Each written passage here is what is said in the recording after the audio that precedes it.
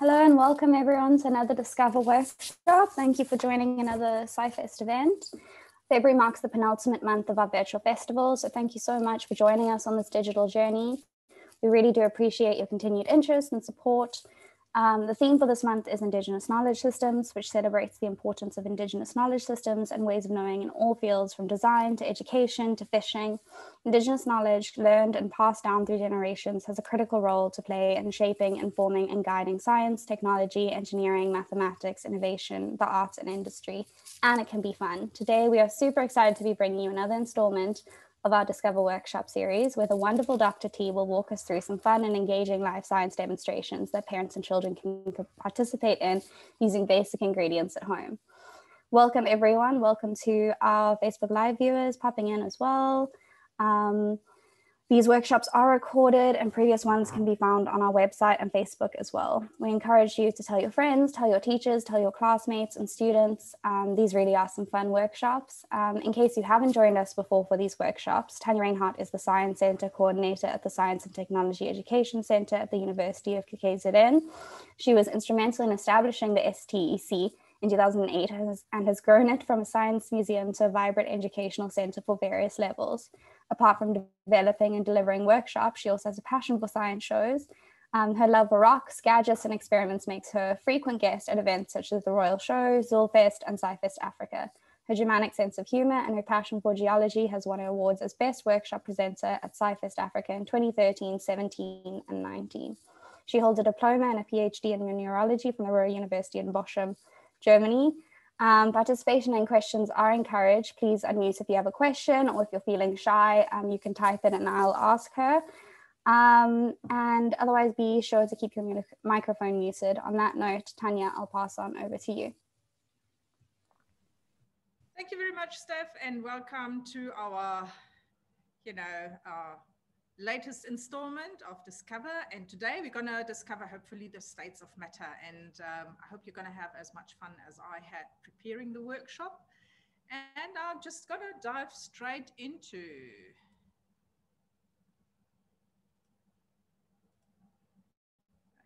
sorry, I just need to make it big. Here we go. So right, so what we're going to do is we're going to find out that state of matter not only occurs on, on Earth and so on, but also on different planets. So we have Neptune, Uranus, Saturn, Jupiter, Mars, Earth, Venus, and Mercury, and of course the Sun. And today we're going to explore also what happens to state of matter, for example, on Jupiter and Venus. So what you need a solid object. So for example, a small rock, cell phone, pencil, so anything that you think is a solid. A can or bottle that shows the milliliter content. So for example, milk, and we're not going to say anything more. A measuring jug, the amount of the can or bottle should fit into the jug. One or two empty freezer bags. 2 marshmallows cut in half. You can also use 1 marshmallow, and if you have some jelly tots, you can use then 2 jelly tots. 2 toothpicks. If you don't have toothpicks, you can also just use an uncooked spaghetti that you break in half. A bit of water. A glass with ice cubes. A mug of hot water, so we need that later in the workshop. So and we need freshly boiled water, in fact. So if you are a little bit small, please make sure that you have an adult that's going to boil the water for you. A sheet of paper to write on, pen or pencil, of course, and 2 small round objects with the same size. Please make sure that these ones are flat objects and not like rolling objects. So something like Skittles, Smarties, bottle caps, buttons, or beads, flat beads would be preferable. Okay, so everybody's talking about matter, but what is actually matter? So we're talking about the states of matter. So what is matter? So matter is what the world is made out of. Matter is anything that takes up space. It can be simple, your body takes up space, a bottle takes up space, a rock takes up space, water takes up space, even gas takes up space. So like the air that we're going to breathe in. So matter is anything made of elements. So you might think elements, I know elements, so like earth, fire, wind, water, but we are talking about different elements. And I'm going to come to that just now. Because my elements, these elements are made out of atoms. And if you've never heard about atoms, don't worry. We're going to explain to you just now what atoms are. So this is basically the elements that I'm talking about. And scientists have a name for these elements. So this is the periodic table of elements.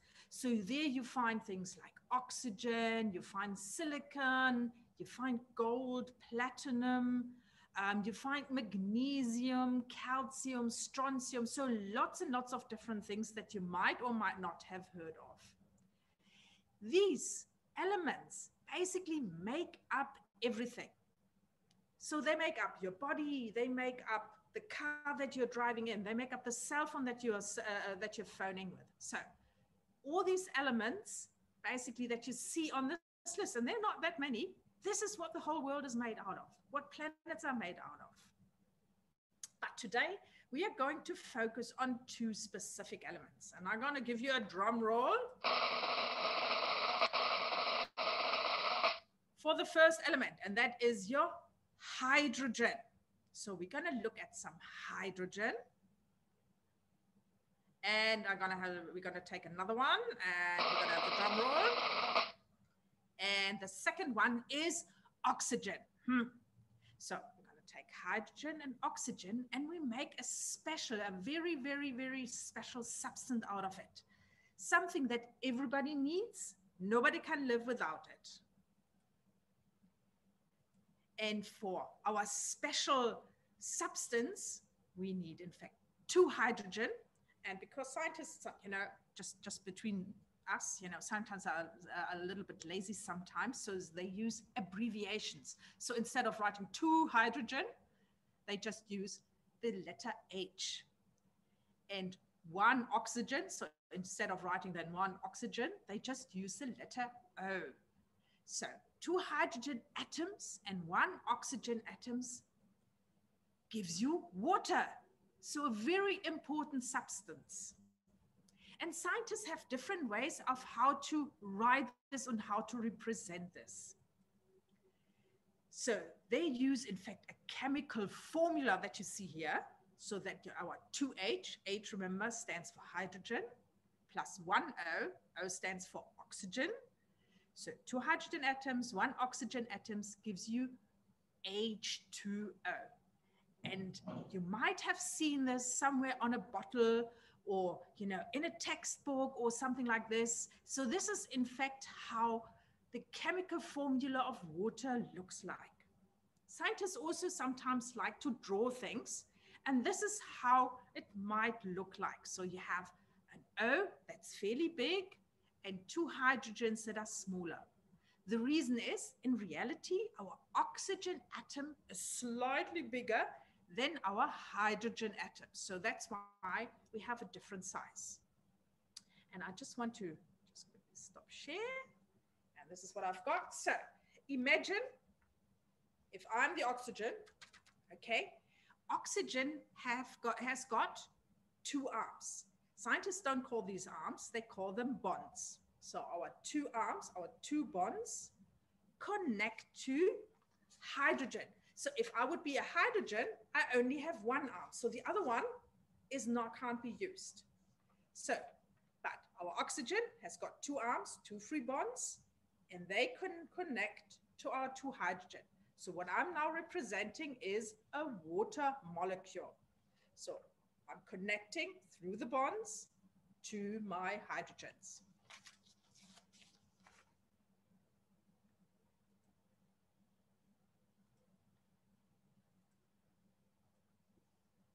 And atoms, when they are in a group, so our water, we actually don't call them water atoms, but we call them water molecules. So hydrogen and oxygen are atoms, and atoms in a group, so like H2O, are called molecules. So what we're going to do now is we're going to build a model of our water molecules. So you've just seen, you know, if I would be the oxygen, how I basically connect to my hydrogen. But I'm going to show you another way of how we can represent this.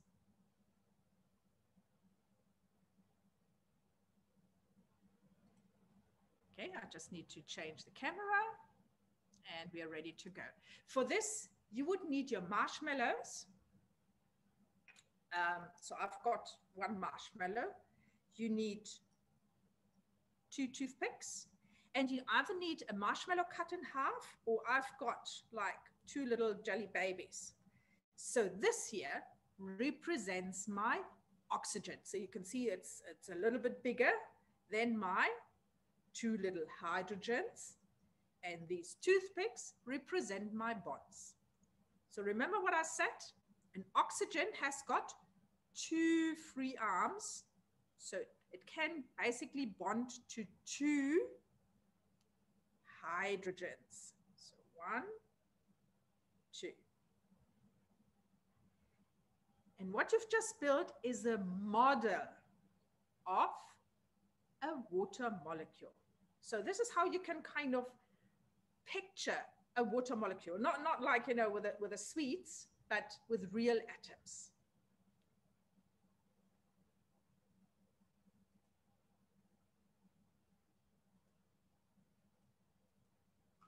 So my question is, do you think that your sweet water molecule is the actual size of a water molecule?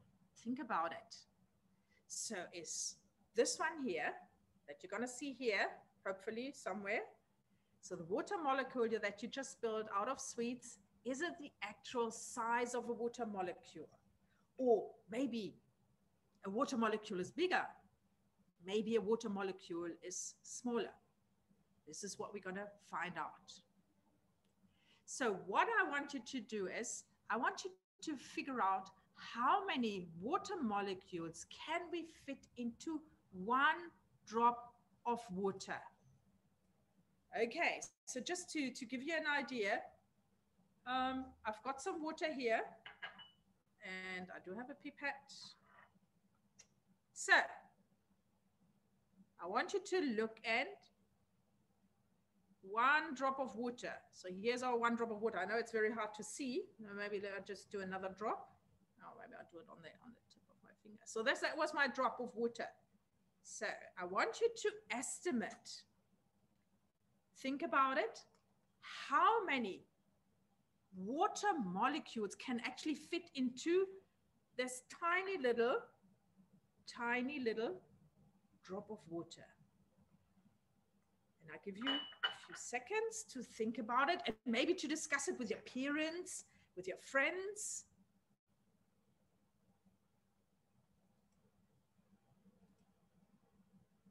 Okay, so how many H2O molecules can we find in 1 drop of water? Okay, so is it 1? So then it would be the same size, the water molecule would be the same size than our sweet water molecule. No, it's not 1. It's not 1,650. It's not 1,650,000. Can you imagine 1,650,000? That's a really, really large number. It's not that. And it's not that. And it's not that. And it's not that. And it's not that. It is that, in fact. And this number reads 1 molecules,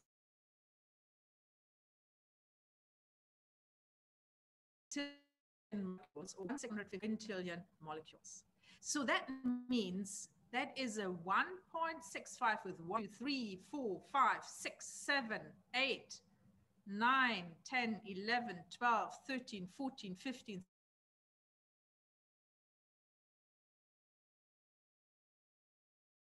water molecules, our water.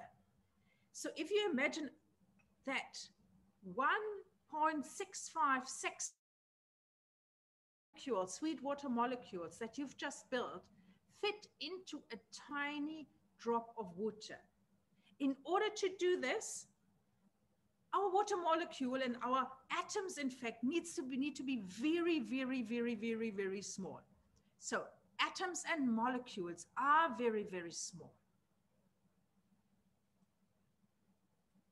So what kind of states of matter we know? And you probably learned this in school. We know solids, we know liquids, and we know gas. So these ones are our three main types. There are other things like plasma, but this is not what we're going to discuss today. So we're going to focus with our states of matter on solid, liquid, and gas.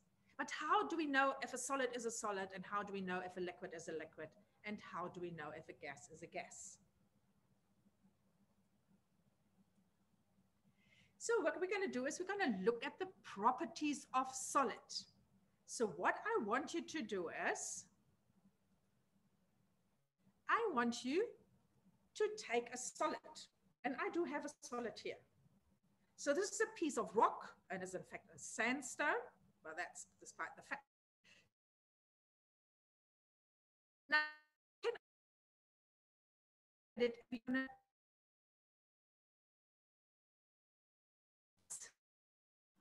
so if I'm going to place it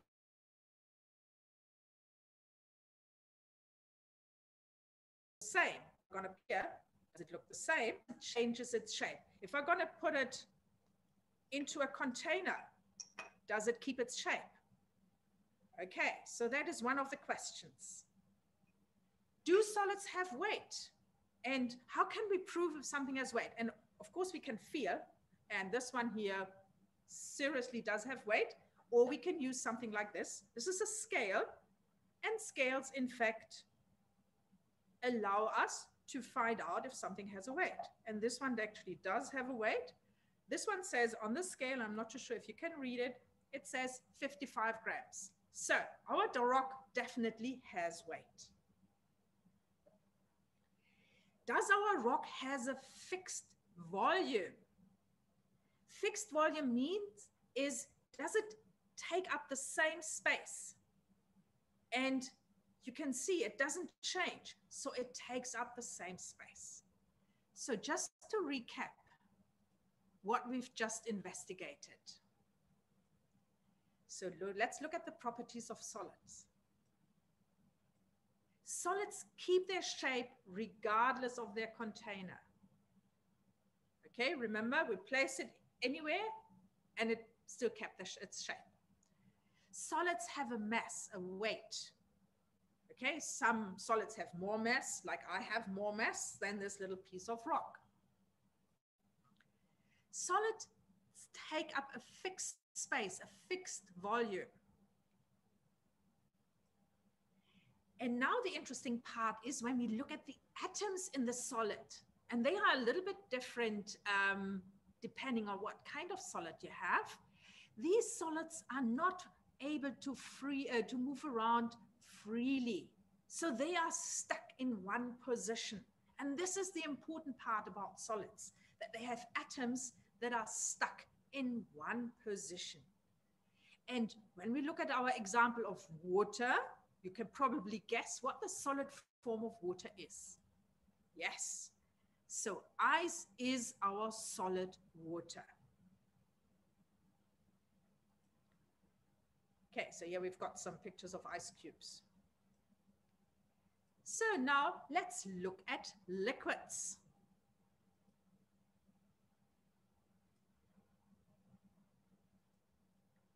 So what about liquids? Do they keep their shape? Let's have a look. So I've got some liquid here, which I've got in this container. And if I'm going to pour it in, you can see it changes shape. If I'm going to pour my water in here, and it's not going to fit all of it because it's going to fit in, it changes its shape. So water, in fact, does change its shape. Do they have weight? You can find out. So remember, if they have weight,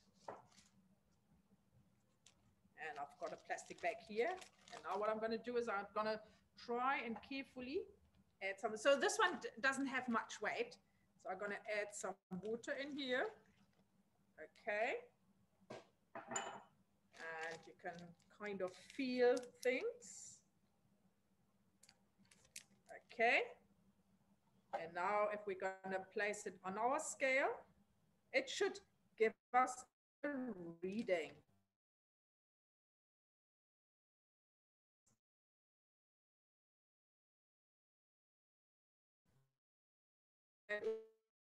Yes. No, hang on. Here we go. It has got 13 grams. So this says 13 grams of water. So water does have weight. Now we're going to question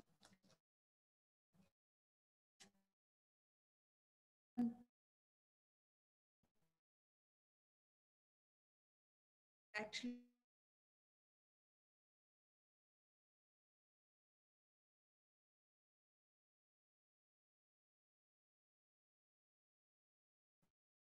and I've got measuring jug, some numbers, 50 milliliters, 50 milliliters, 200 milliliters.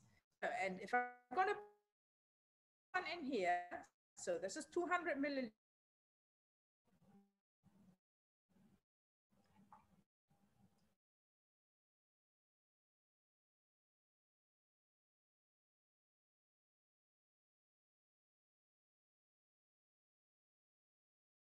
For this, okay, I'm just going to do it again. Sorry about this, you know, internet connection is not always great. Let me just share my screen. I hope that this one is going to be better. Okay, so, right. So again, just to recap again. So we're just testing if our liquids have weight, and I hope that you might have done this in the meantime. So there's a scale. So if we're going to place our liquid on it, we actually get a reading of about 13 grams. So this is about 13 grams of water. Okay, and then we wanted to find out if our liquid actually does have the same volume, regardless of the container. Does it have a fixed volume? So, and I said that, you know, here on your packet, you usually have something that it says 200 milliliters or 250 milliliters or 330 milliliters and so on.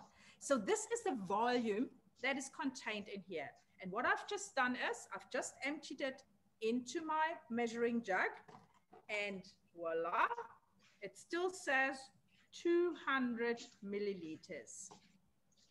Okay, so in fact, our liquids do have fixed volumes. Right, so just to recap,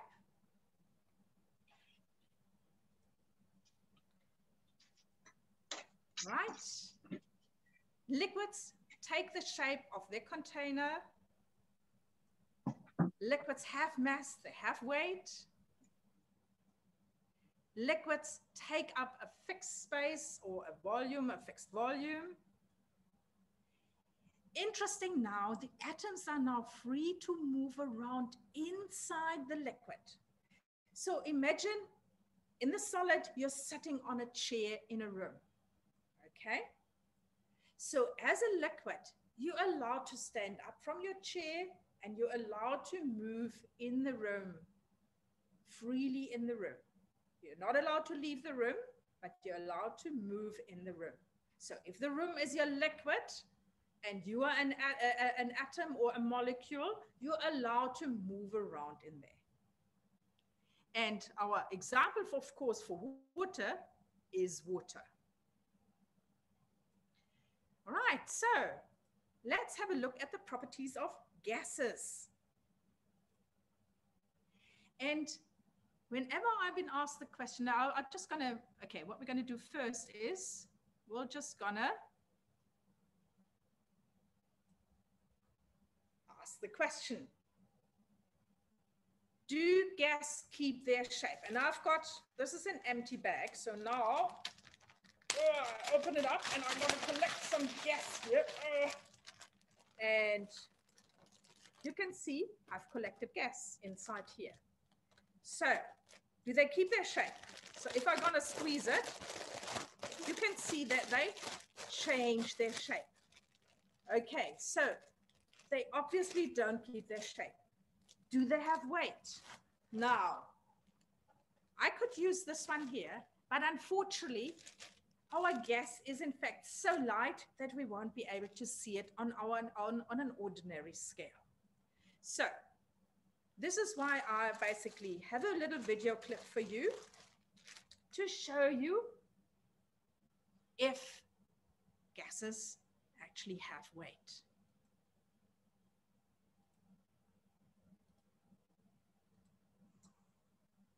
So what I'm going to do is I'm going to remove the air from one of these balloons. We're going to go with this one right here. Okay, so what he's just set up is that he's got a balance scale with two balloons, and you can see that they are basically equally balanced. So if one side is heavier, the balance scale will go down on one side and the other side moves up. The lighter side moves up. So the more heavier side moves down, the more lighter side moves up. So if gas doesn't have weight, then of course the balloons weigh the same.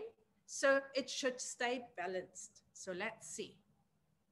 Here. So if I take the air out of this balloon and this balloon still has air, it should be heavier. Let's see if we can get this to work. Okay, I've removed the air. It's slowly leaving the balloon. Whoa, it's swirling because I get a force pushing on my scale. I'm going to stabilize it just a little bit and watch the science happen. Wait a second. It's spinning. I'm going to stop the spinning. Oh, look. This is heavier. Why? There's air in it. There's no air in this. Air, no air. Air actually has weight. It's heavy. Okay, so we answered that question. Air actually has weight. All right. So now the other question is, does it have a fixed volume? Okay. Does it have a fixed volume? So if I'm going to open this one up like this, and I'm going to open up it like this, it actually does not have a fixed volume. So the air can just get out. So air does not have a fixed volume. So just to recap what we've just done.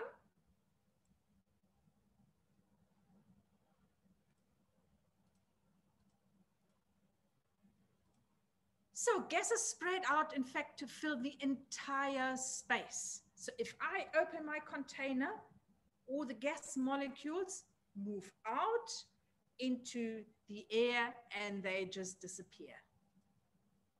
Gases have mass, they have weight. Gases don't take up a fixed space. You can even try it out with a syringe where you block one end and then you can just squeeze it and you can squeeze the gas inside your syringe. Atoms are in fact free to move around. So an example of our water gas is our vapor.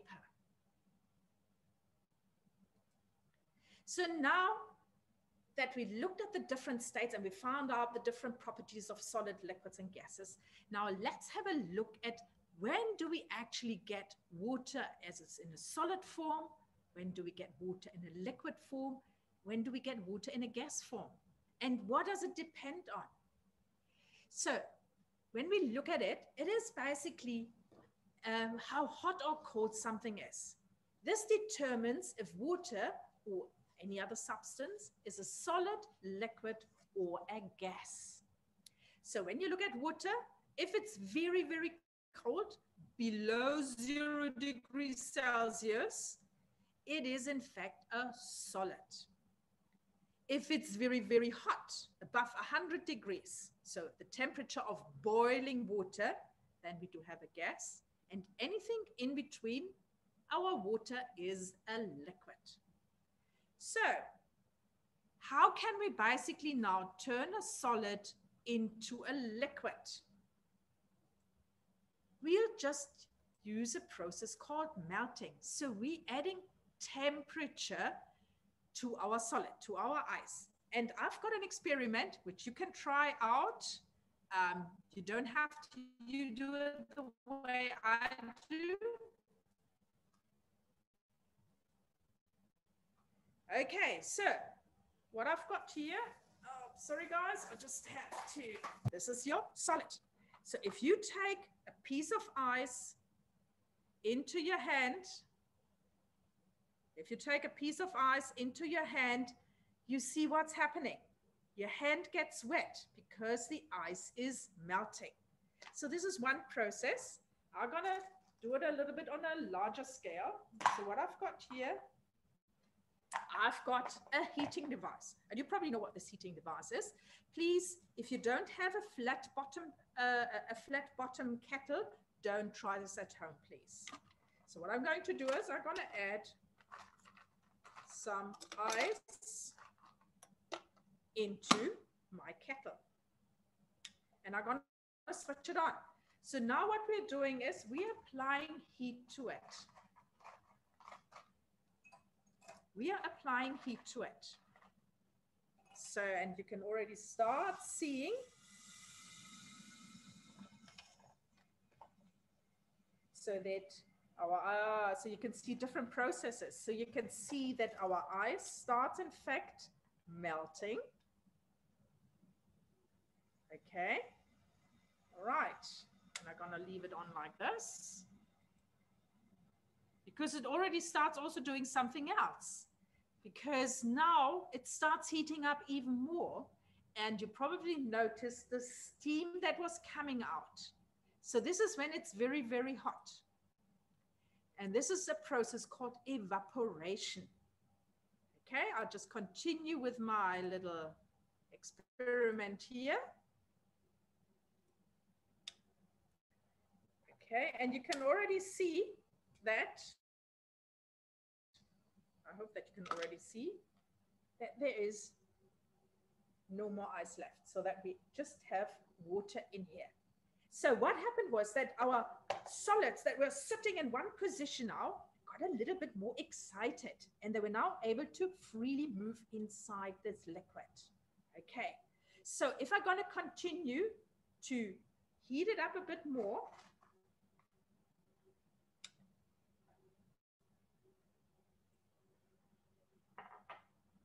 okay, I'll just need to heat it up a bit more.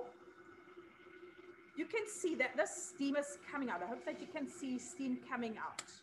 Okay, so that means now this is the phase where our water turns into a gas. And you will notice that actually the water, the liquid inside your kettle, is actually getting less and less, because now it turned into a gas. And remember, the gas spreads out and kind of disappears. Is it possible, in fact, to reverse the process?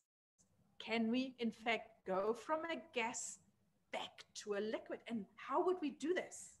We can do this by basically reversing the process. Instead of heating something, what we are doing is we are cooling something. And this process is called condensation. And again, you can try this out. Please be very careful. Steam is very hot and you might burn yourself. So please wear, just like I do, a glove. Here we go. So I've got a glove here, all right? And what I've got here is I've got some water, some ice in my container. So this one here is very, very cold. So and I'll just add a little bit more of water.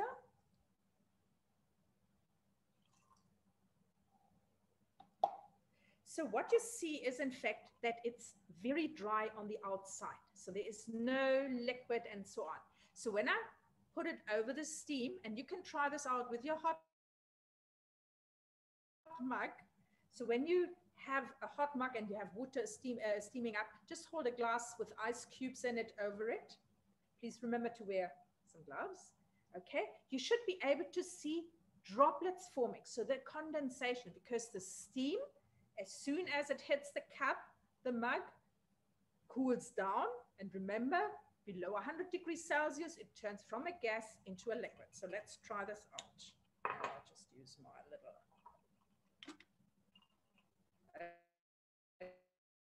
Okay, so I'm going to hold it over here. Slowly you can see. And here you can already start, hopefully see some droplets forming. So there's a drop. And this is basically my condensation. It's very difficult to show it here, but you can also see that there's some liquid on the outside. And this is the same, a similar phenomena that you see when you are living in a very hot and humid place, like Durban. As soon as it's hot and humid outside, and you have a glass of water, ice water or ice cold drink outside, you see droplets forming on the outside. And this is basically condensation. So where our gas, our moisture in the air in a gas form basically cools down and turns into a liquid.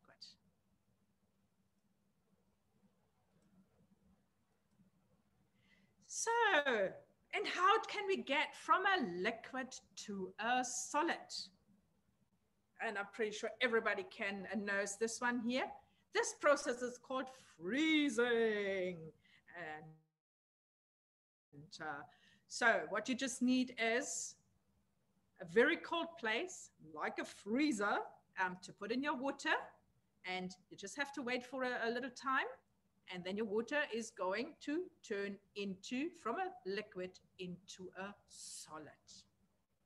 Okay, so these ones are the different steps. So if you add heat to an object, it turns, not every object, but in terms of all water, it turns from a solid to a liquid to a gas. And we can reverse the process by cooling our gas down through condensation to form a liquid, through freezing to form a solid. Okay, let's get back to our planets. So what will happen to water on different planets? And there are different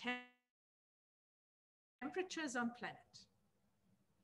So for example, if you live on Neptune, Neptune is minus 216 degrees cold. If you live on Jupiter, Jupiter is minus 150 degrees cold. If you live on Mars, it's minus 65 degrees cold. So if you would just take a glass of water outside, it would freeze. So you would turn your water from a liquid into a solid. If you would take a glass of water and you would fly to places like Mercury or Venus, okay, so there you have temperatures ranging from 167 plus. So that's 67 degrees hotter than boiling water on Mercury. On Venus, wow, that's like 4.5 times hotter than boiling water. Can you imagine? So what's happening on Earth? So what do we have on Earth? We can actually have different things. We can have a liquid and we can have a solid. And I've just seen Ryan who's organizing all the technical stuff. He just showed us pictures from his place outside, and believe it or not, it is like lots and lots of snow outside.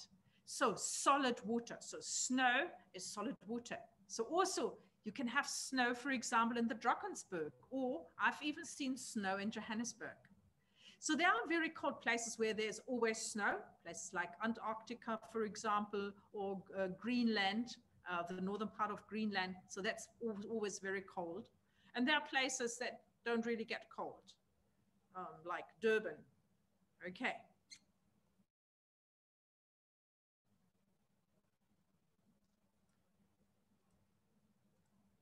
All right, so what we're going to do now is we're going to look at how our water molecules behave if they were on Jupiter, on Earth, or on Venus. So if they were on Jupiter at minus 150 degrees Celsius, on Earth at 25 degrees Celsius, on Venus at 465 degrees Celsius. So one point's very, very cold, not so cold, And then on Venus, very, very hot. Right. So for this, you just need a piece of paper, and I've got it here, a pen. Okay, piece of paper, a pen, and ooh, yummy, yummy, yummy. And I've bought myself some M&Ms. Thank you very much. Okay, so what I want you to do is I want you to draw, and I'll have to put on my glasses because otherwise I'm not going to see anything. I want you to draw 3 glasses, and they should have the same size. Let's see if we can get it to sort out. Approximately the same size. If they don't worry. Doesn't really matter. So my glasses are getting smaller, but that doesn't really matter. So here we have Jupiter. Here we have Earth. Jesus, I can't even write here. And here we have Venus. And remember, Jupiter was minus 150 degrees Celsius. Earth, we have about 25 degrees Celsius. And Venus, we had plus 465 degrees Celsius. Okay, so what I want you to do is I want you to draw a square or a rectangle into your glass with Jupiter. So because what do we have on Jupiter? Is it a solid, a liquid, or a gas? Because of the low temperature, we actually have a solid on Jupiter. So Jupiter has got a solid. So Earth, I just want you to make like a squiggly line. Because on Earth, at 25 degrees, our solid would turn into a liquid. Okay, and then we have Venus, and we don't do anything on Venus because here we have, in fact, a gas. Right, so now I want you to take your water molecules. So these ones basically represent your water molecules. Remember these ones here that we make. So we just reduce it to this side here, size here. So this is a model of a water molecule. Okay. And what I want you to do is I want you to lay them out like this. So they're now very neatly arranged. And we need 12 of these. Here we go. And we're going to have 3 more. Here we go. Right. So they're all neatly arranged. So this is how our water molecules would sit in an ice block. Again, remember, this is not real. So these ones here are just models. Remember, water molecules are tiny, tiny, tiny. So we actually won't be able to see them, all right, with the naked eye. So just as a representation. So this is how our water molecules sit like this. So now if we would take our glass from Jupiter and we would fly to Earth, then our water molecules are kind of randomly arranged, and they can swap, randomly arranged, and they can swap places, in fact. So they can move inside this line, and my line is a little bit too small, so they can move inside this line. So I'll just put them in here. They can move inside this line here. Okay, so they're free to move around, but they still stay in the glass. So if we now take our glass from Earth and we would fly to Venus, and I'll just move this one here. So there's my Venus glass. So remember what we have. We have gas. So now our gas, in fact, our water molecules can spread out, and they can spread out, and they can spread out, and they can spread out, and then suddenly they kind of disappear, just like so. So now they're gone because they're gas molecules, so they can move around freely.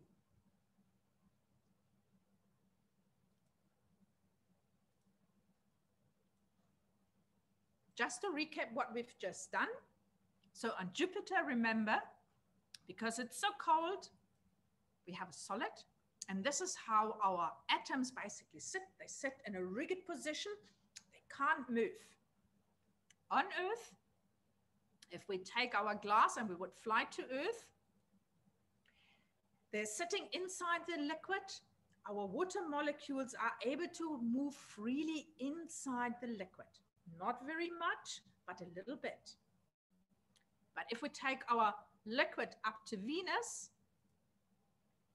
they are basically a gas, and now they can spread out and take up the entire space. And if your glass is open at the top, they can actually disappear.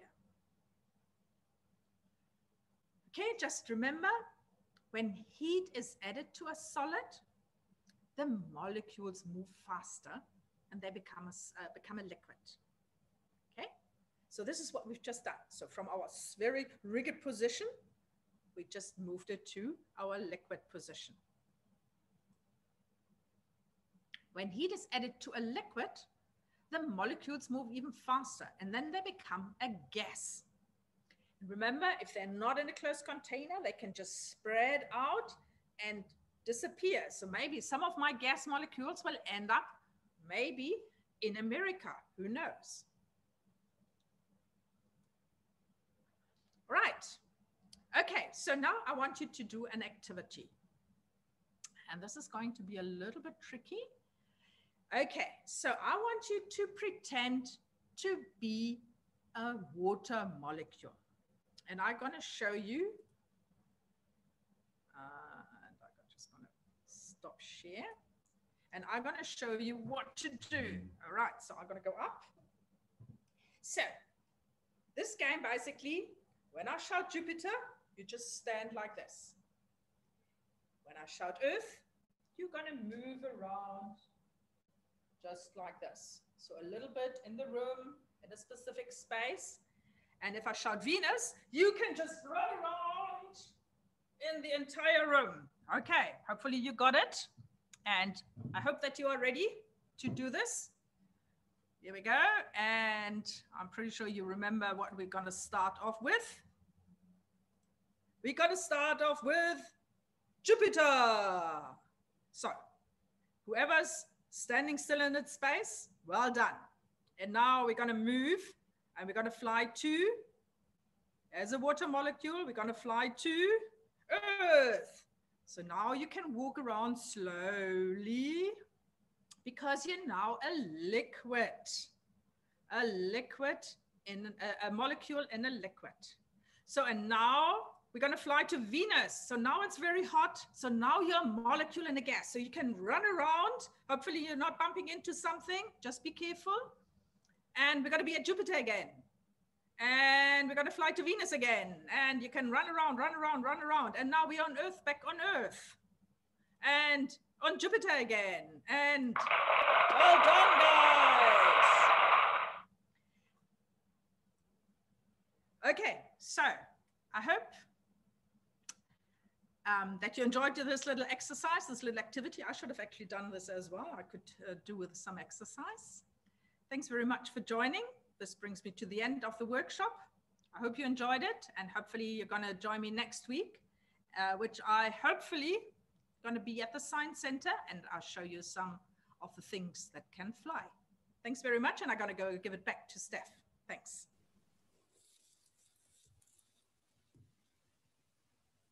Thank you so much, Tanja, for a really interesting workshop. I love space. It was super interesting. I hope you all learned lots. Catch us next week for Discover Things That Fly and Discover the Electromagnetic Spectrum the week after. Thank you so much, Tanja. Again, tell your friends, tell your teachers, tell your students. Yeah, these really are awesome. And thank you so much. Have a lovely weekend.